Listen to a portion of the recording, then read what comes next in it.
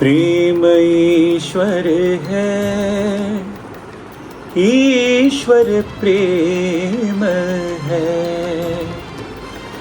हर धड़कन में साई समा है, ईश्वर प्रेम है। प्रेम ईश्वर है, ईश्वर प्रेम है। स्वामी उन पुरपाद कमलत्तिल साष्टांग प्रणामम। जय साईराम। பகவானோட அவதார மகிமையை பற்றி நம்ம கேட்டுட்ருக்கோம். பகவானோட மிஷன் என்னதுங்கிறது பகவானே சொல்லியிருக்காரு. அதை பற்றி நம்ம கேட்டுட்ருக்கோம். அதில் பகவான் சொல்கிறாரு, அந்த மிஷனுக்கு 6 பார்ட்ஸ் இருக்குது, 6 விஷயங்கள் அந்த மிஷனில் அடங்கியிருக்கு. இதுக்கு முன்னாடி எடிஷன் நம்ம பார்த்தோம். சுவாமி சொல்கிறாரு, இந்த யுகத்தோட தர்மம், ஒரு யுகத்துக்கு அதோட தர்மம் இருக்குது. அந்த தர்மம் வீக் ஆகும்போது அதுக்கு சக்தி கொடுக்கறதுக்காக சுவாமி வராரு. அந்த கலியுக தர்மத்தை சக்திப்படுத்துறதுக்காக சுவாமி வராருன்னு சுவாமி சொல்கிறாரு. அது எப்படி நயமார்க்கமுத்தோ ரொம்ப ஜென்டிலாக, ரொம்ப சாஃப்டாக சுவாமி தர்மத்தை புனஸ்தாபனம் பண்ணுவார்ங்கிறது சுவாமி சொல்கிறாரு. 2வது பார்ட் அந்த மிஷனோட சுவாமி சொல்கிறாரு, to remove the pollution of the heart which causes factions through the balm of love. நம்ம இதயத்தில் நிறைய அசுத்தி இருக்குது. இதயத்தில் நம்ம கெட்ட எண்ணங்கள் அதெல்லாம் இருக்கிறதுனால என்ன ஆகுறதுனா, நம்ம நமக்கு உள்ள ஒரு குரூப்னால் நம்ம கொஞ்சம் பேர் இருக்கோம்னா நமக்குள்ள சண்டை வருது, குரூப்பிசம்ங்கிறது வருது, பொறாமைங்கிறது வருது. அப்போ அதெல்லாம் சுவாமி இந்த உலகத்தில் இருக்கிற இந்த மனிதனோட மைண்டில் இருக்கிற கெட்ட எண்ணங்கள்லாம் சுவாமி அது ஒரு வியாதி. அந்த வியாதியை சுவாமி ஒரு மருந்தால், ரொம்ப பவர்ஃபுல்லாக இருக்கிற மருந்தை கொடுத்து நமக்கு மாத்துவர்னு சுவாமி சொல்கிறாரு. என்ன மருந்து? அந்த மருந்து வேறு எதுவும் இல்லை, பிரேமைங்கிற மருந்து. இது சொல்லும்போது எனக்கு என்ன ஞாபகம் வருதுன்னா, டாக்டர் சாமுவேல் சாண்ட்விச், ஒரு சைக்காட்ரிஸ்ட், ரொம்ப வேர்ல்ட் ஃபேமஸ் சைக்காட்ரிஸ்ட். அவர் பகவானை பற்றி ஒரு புத்தகம் எழுதியிருந்தார். அந்த முதல் புத்தகத்துக்கு பேர் Saibaba the holy man and the சைக்காட்ரிஸ்ட்ங்கிற புக்.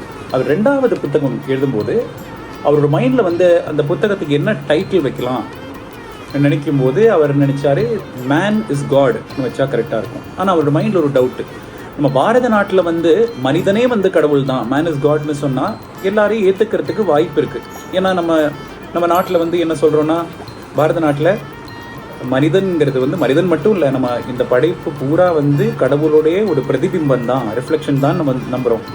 அகம் பிரம்மாஸ்மின்னு சொல்கிறோம், தத்துவமசின்னு சொல்கிறோம், அயம் ஆத்மா பிரம்மான்னு சொல்கிறோம், பிரஜானம் பிரம்மான்னு சொல்கிறோம். அப்படின்னா நானே கடவுளே, நானே தான் கடவுள் இல்லை நம்ம சொல்கிறோம்.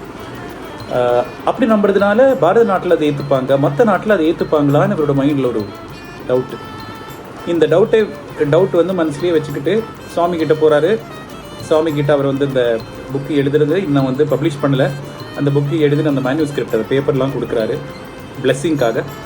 சுவாமி கிட்ட கேட்குறாரு, சுவாமி அதை கொஞ்சம் சைன் பண்ணி கொடுக்குறீங்களான்னு கேட்கும்போது சுவாமி என்ன பண்ணுறாருன்னா, சுவாமி அந்த புக்கை எடுத்து பார்த்து அதோட டைட்டிலில் சுவாமி சைன் பண்ணுறாரு. அது இந்த புக்கு இதுதான், இந்த ஸ்க்ரீனில் தெரியுதான்னு பாருங்கள். சுவாமி இங்கே சைன் பண்ணது தெரியுதுங்களா? பார்த்தீங்களா? இங்கே வித் லவ், வழக்கம் போல் சுவாமி சைன் பண்ணுற மாதிரி வித் லவ்னு சுவாமி சைன் பண்ணிருக்காரு. இங்கே மேன் இஸ் காடுங்கிற அவரோட ஒரிஜினல் டைட்டில் வித் லவ்னு சைன் பண்ணுறாரு. அப்போது இப்படி வித் லவ்னு சைன் பண்ணும்போது என்ன ஆகுதுன்னா, இதை சேர்த்து நம்ம படித்தோம்னா, சாமுவேல் சாண்ட்விச் ஒரிஜினலாக கொடுத்த டைட்டில் மேன் இஸ் காட். ஆனால் சுவாமி சைன் பண்ணதுக்கப்புறமா டைட்டிலே மாறி போச்சுங்க. இந்த மேன் இஸ் காடுக்கு முன்னாடி ரொம்ப முக்கியமாக ஒரு விஷயம் வந்துருச்சு, with love man is God. பிரேமை யாரோட, ஏதோ மனிதனோட இதயத்தில் பிரேமை இருக்கோ அந்த மனிதன் கடவுளாக விளங்குவான் சுவாமி சொல்கிறாரு. ஏன்னா அந்த நமக்கு உள்ளே இருக்கிற அந்த திவ்யத்துவம், அந்த டிவினிட்டி எப்போ வெளியில் வருதுன்னா, எப்போ எல்லாருக்கும் நமக்கும் மற்றவங்களுக்கு அனுபவிக்க முடியுதுன்னா, நம்ம ஒரு செயல்லையும் நம்ம பிரேமை நிறையும் போது. அப்போ ரொம்ப முக்கியமான ஒரு மெசேஜ் சுவாமி கொடுக்குறாரு, with love man is God.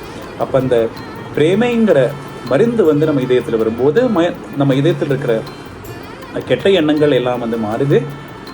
அப்படி வரும்போது என்னன்னா, நம்ம எல்லாரும் ஒத்துமையாக இருப்போம். அப்படி உலகத்தையே ஒத்துமையாக எல்லாருமே கடவுளோட பிரதிபிம்பம்ங்கிற உணர்வு வர்றதுனால ஒத்துமையாக்குறது.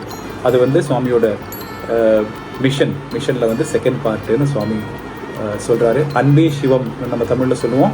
அதுதான் அந்த அன்பு வந்து நம்ம உள்ளே வந்துட்டோன்னா நம்மளும் வந்து கடவுள் தான், எல்லாருமே கடவுள் தான் ங்கிற எண்ணம் வரும். அப்போது விஸ்வ பிரேமைங்கிறது வந்து வந்துடும் நம்ம இதயத்தில். இதை புரிஞ்சுக்கிட்டு நம்ம வாழ்க்கையில் செய்கிற ஒரு செயல்களும் நம்ம வந்து பிரேமையோடு செய்ய முடியட்டும். இந்த பிரார்த்தனை செஞ்சுக்கிட்டு சொன்ன வார்த்தைகள்லாம் பகவானோட பாதாரத்தை சமர்ப்பணம் பண்ணுறேன். ஜெய் சாய்ராம்.